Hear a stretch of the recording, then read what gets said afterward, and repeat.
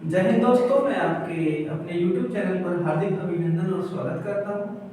आशा करता हूँ कि आप सभी स्वस्थ होंगे, मस्त होंगे और लगातार अपना अध्ययन कर रहे होंगे।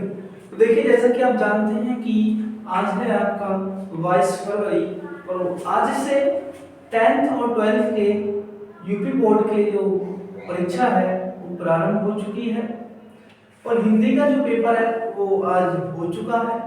अब जो बात करेंगे हम, देखिए इंग्लिश के बारे में आपको बताएंगे कि 10th और 12th क्लास में जो इंग्लिश के बहुत इंपॉर्टेंट क्वेश्चंस पूछे जाते हैं एग्जाम में, उनकी हम चर्चा करेंगे। उनके बारे में आज बहुत अच्छे से हम डिस्कस करेंगे, ठीक है? तो ध्यान से मेरी बात को समझना। तो देखिए, मैं आपको बता दूं, जब आप एग्जाम में जाओगे तो आपको बिल्कुल ऐसे के ऐसे ही क्वेश्चन भी देखने को मिल सकते हैं, इसलिए आप उन पर अच्छे से अभ्यास करना, ठीक है? तो चलिए क्लास को शुरू करते हैं। शुरू करने से पहले मैं आपके सामने दो पंक्तियां कहूंगा।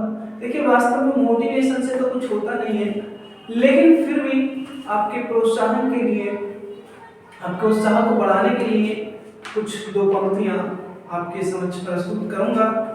देखिए, कहते हैं ना कि बदल दूं मैं तेरी राह, मैं कोई तेरी तकदीर नहीं हूँ।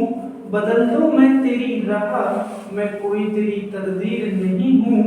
और ले लूं मैं इन असफलताओं को यूं ही अपने हाथ में, मैं कोई फकीर नहीं हूँ। तो चलिए शुरू करते हैं, ध्यान से देखना। तो मैं आपको बता दूं कि क्वेश्चन, देखिए आप जानते हो, नंबर 1 की बात करूं तो आपका एक क्वेश्चन आता है कि डायरेक्ट स्पीच से हमको इनडायरेक्ट स्पीच बनाना होता है, ठीक है? यानी डायरेक्ट स्पीच आपके लिए आएगा इनटू इनडायरेक्ट स्पीच।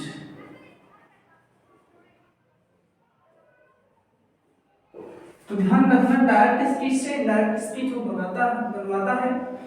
बहुत ही कम केस में ऐसा होता है कि वो आपको डायरेक्ट स्पीच दे और तब डायरेक्ट स्पीच बनवाए, ठीक है? वरना तो वो डायरेक्ट स्पीच देगा और आपसे डायरेक्ट स्पीच पूछेगा, ठीक है? तो आपके सामने ध्यान से आप बात को समझना। देखो, डायरेक्ट स्पीच और एक होता है इनडायरेक्ट स्पीच, इनमें अंतर क्या होता है? Direct speech into indirect speech, यानी कि डायरेक्ट स्पीच को हम इनडायरेक्ट स्पीच में कन्वर्ट करेंगे, यानी कि ट्रांसफर करेंगे, उसको रूपांतरित करेंगे। तो ध्यान से देखना, क्योंकि एक ही क्वेश्चन 2 नंबर का आता है और छोटी सी गलती 2 नंबर ले जाती है, ध्यान रखना। तो ध्यान से देखना, पहला प्रश्न है, मैं आपके सामने पहले डायरेक्ट स्पीच लिखूंगा। डी फॉर डायरेक्ट है, एस फॉर स्पीच है, ठीक है? जैसे मैंने कहा कपिल, ध्यान से देखना, Kapil says to me, Kapil says to me, Kapil says to me, he is a boy. ये आपके सामने मैंने डायरेक्ट स्पीच लिखी है, इसको ध्यान से देखना। कपिल मुझसे कहता है he is a boy, वह एक लड़का है।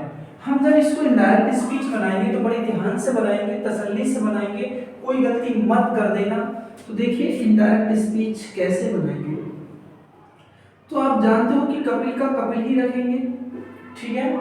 और ये जो सेज टू है ये बदल जाता है, यानी कि कन्वर्ट हो जाएगा। आप आराम से जानते हैं कि सेज टू जो होता है वो टेल्स में बदल जाता है। सेज टू किसमें बदलेगा? टेल्स में बदलेगा। मी हमारा ऑब्जेक्ट है तो ऑब्जेक्ट ही रखेंगे। कंजक्शन में हम क्या लाएंगे? दैट लाएंगे, ठीक है? That is used as a conjunction, conjunction के रूप में हम दैट का उपयोग करते हैं। उसके बाद इसको ध्यान से देखना। देखो, ये जो ही है ये कौन सा पर्सन है, सारी चीज मैं आपको विस्तार से बताऊंगा, ध्यान से देखना। तो ही जो है, आप कहोगे ये तो हमारा थर्ड पर्सन होता है। क्या होता है? ये थर्ड पर्सन होता है। तो ही का क्या करेंगे? ही रखेंगे, ही का ही रखेंगे।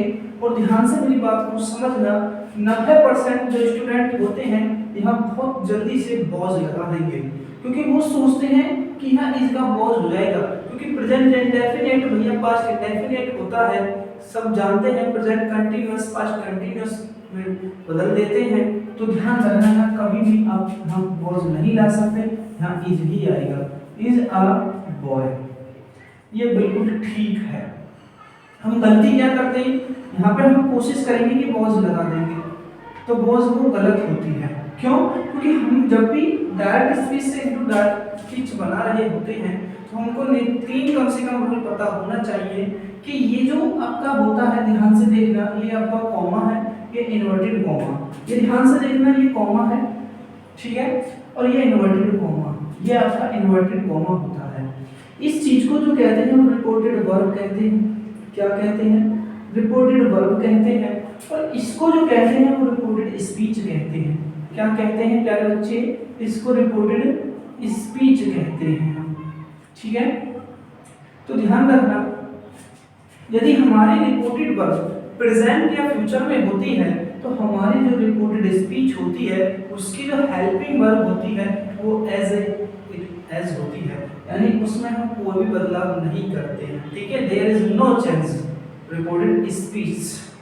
तो आप रिपोर्टेड स्पीच में कोई बदलाव नहीं करेंगे। कब नहीं करेंगे? जब ये प्रेजेंट में हो या फिर फ्यूचर में हो। किस में हो? प्रेजेंट में हो या फ्यूचर में हो, ठीक है। फिर भैया इसको हम चेंज कब करते हैं कि यहाँ पे हम प्रेजेंट इंडेफिनिट का पास्ट इंडेफिनिट बना देते हैं और प्रेजेंट कंटीन्यूअस का पास्ट कंटीन्यूअस बना देते हैं।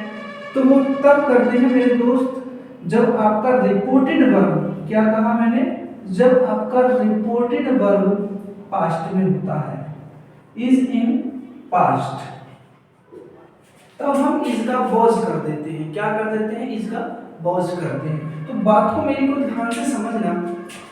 अभी मैं आपको एक और बना के दिखा रहा हूं। मैंने कहा यहाँ वॉज नहीं आएगा, ध्यान से देखेंगे। नंबर 2, इसको एक कम करते, नंबर 1 ले लेते हैं और नंबर 2 ध्यान से देखेंगे। यहाँ डायरेक्ट स्पीच है, ठीक है। फिर मैंने कहा Rahul said to Komal, Rahul said to Komal, comma inverted comma, you are a girl, inverted comma बंद कर देंगे, ठीक है। ये डायरेक्ट स्पीच है। अब ध्यान से मेरी बात को समझना, यहाँ पे क्या आया? said to आया, यानी जब यहाँ said या said to आ जाए तो समझ जाना जो रिपोर्टेड वर्ब है वो क्या है? पास्ट है। जब आपका say या says to या will say हो या will say to हो तो वो आपकी फ्यूचर में होती है, और say और says to जो होती है वो आपके प्रेजेंट में होती है। इतना तो आप जानते हो। तो ध्यान से देखना, जब हम इसका इनडायरेक्ट स्पीच बना रहे होंगे तो राहुल का राहुल कर देंगे। क्या कर देंगे? राहुल का राहुल कर देंगे। और सेड तो आप जानते हो कि इसको टोल्ड में बदल देते हैं, टोल्ड में बदल देंगे, इसको चेंज कर देंगे टोल्ड में, और कोमल का कोमल ही रहेगा। और यहाँ कंजक्शन के रूप में डेड का उपयोग हम करेंगे। और ये ध्यान से देखना, ये आपका कौन सा पर्सन है? ये सेकंड पर्सन है। क्या है?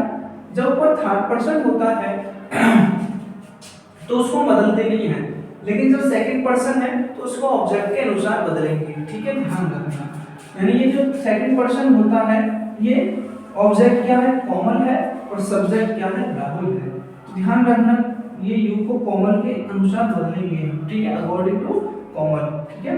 कोमल इज एन ऑब्जेक्ट, ठीक है, इन ए रिपोर्टेड वर्ब। वर्ब में कोमल क्या है? ऑब्जेक्ट है। तो ध्यान से देखना, यू का सी हो जाएगा। क्या हो जाएगा? सी। अगर यहाँ कोई मेल पर्सन होता तो ही हो जाता, यहाँ फीमेल पर्सन है तो सी हो जाएगा, ठीक है, सी। अब ध्यान से देखना, पीछे क्या है? पास्ट में है रिपोर्टेड वर्ब हमारी, तो अब यहाँ हम क्या करेंगे? वॉज कर देंगे। क्या करेंगे?